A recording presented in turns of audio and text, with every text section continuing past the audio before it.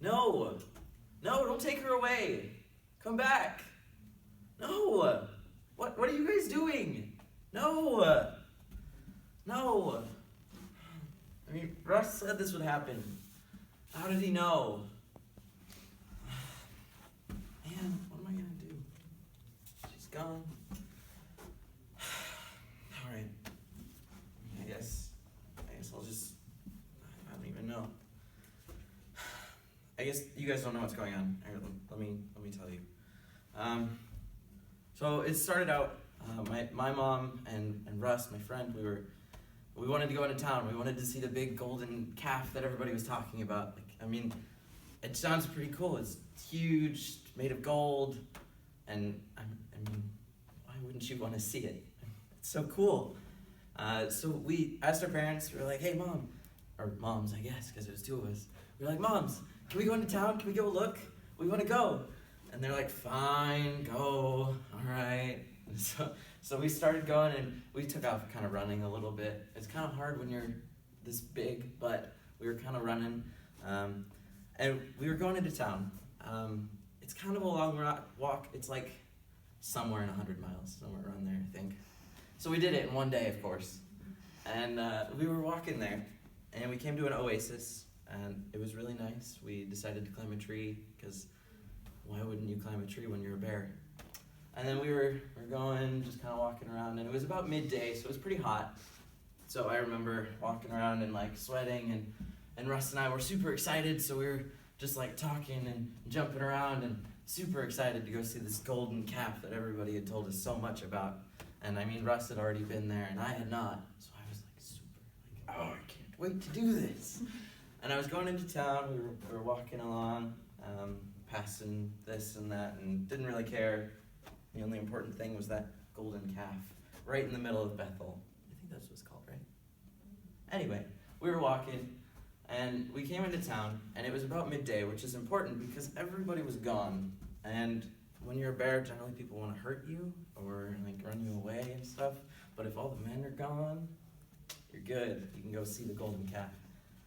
So we were going through town, and there was basically nobody there. It was just deserted. But even though it was deserted, Russ and I decided to kind of walk around the sides of buildings and not really go like right through the middle.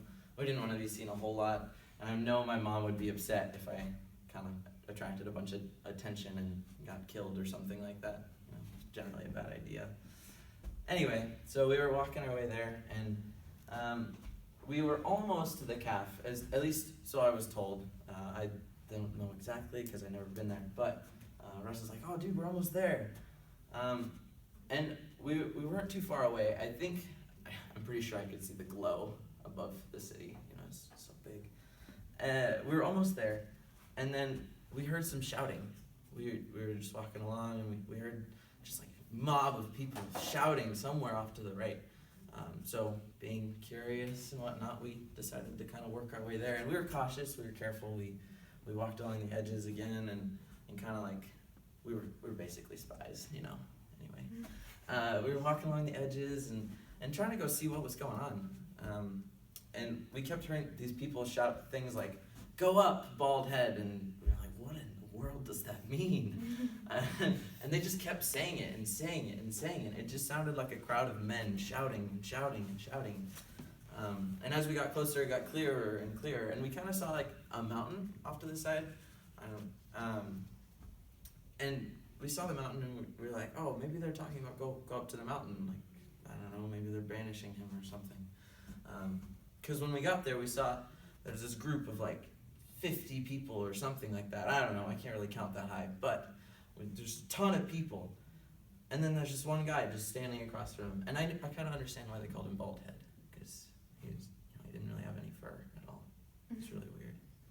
Anyway, so we were just like kind of standing here, and we decided to stay inside the city to see it, because they were all out on a path going into the town. So we were standing there watching, and I was just captivated. Like I was stuck in a trance, basically, just watching as this mob of people were shouting at one, and he didn't say anything. He just kind of like stood there, and it was really confusing. I don't know, I was taken back by that. And then after standing there for probably like an hour and a half, something like that. Eventually, he said something, but I couldn't quite make out what it says because he said it wasn't like a big shout or anything. It was just kind of like saying something, but I couldn't tell what it was. And then before I knew it, one of the men in the crowd saw one of us. He's like, "Bear!" Whatever the word is for bear. And a couple of guys started running at us. So we took off, of course, and we were running the other way back into town, and we heard growling from back in the crowd. And so we turned around, and we saw our moms. They were running around through the crowd, just tearing people apart. It was scarring. Just know that. It was scarring. We kind of had to avert our eyes.